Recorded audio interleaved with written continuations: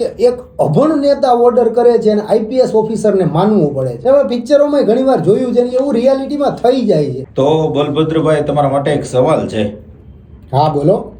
તમારું આજે 2028 જે મિશન છે એમનો તમારો ફેવરિટ ડાયલોગ કયો છે અને એના ઉપર થોડો પ્રકાશ નાખો ને।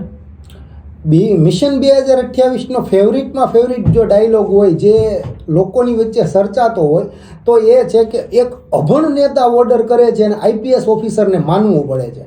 હવે એ એટલા માટે ફેવરિટ ડાયલોગ બની ચૂક્યો છે સાહેબ કે તમે જાહેરમાં પણ તમે કદાચ ક્યાંક અનુભવ્યું હોય તો કે કોઈ પણ નેતા હોય એ ઉપરથી બેઠો બેઠો ઓર્ડર કરતો હોય। એમાં પિક્ચરોમાં ઘણીવાર જોયું છે ને એવું રિયાલિટીમાં થઈ જાય છે, બરાબર છે। અને થતું આવ્યું છે, આપણી નજરની સામે પણ ઘણીવાર થાય છે કે એક આઈપીએસ કક્ષાના ઓફિસર હોય, આઈએએસ ઓફિસર હોય, બરાબર છે, એમને અભણ નેતાનો ઓર્ડર આવે ને એક ગલત કામ હોય એ છતાંય એને માનવું પડે છે।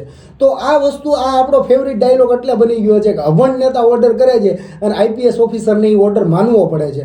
હકીકતમાં ન માનવો જોઈએ, પણ એમની પણ ક્યાંક ને ક્યાંક પૂંછડી દબાણેલી હોય ત્યારે જ કદાચ કે એ વ્યક્તિ માનતા હોય, પણ ન માને તો સારું એમ, બરાબર। બીજા નંબરમાં આપણે એના વિરુદ્ધ ચળવળ અત્યારે જે કાંઈ પણ છે એ કરીએ છીએ કે એક અભણ નેતા થઈને ઓર્ડર કરતા હોય ને આઈપીએસ ઓફિસરને માનવું પડતું હોય, બરાબર છે, તો એ ગલત વસ્તુ છે। તો આપણે નેતા પણ ગ્રેજ્યુએટ જોઈએ છે ને એ પણ ઇન્ટરવ્યૂ આપીને પછી જોઈએ છે, એ પહેલાં પણ નેતા પણ નથી જોતા એમ, બરાબર।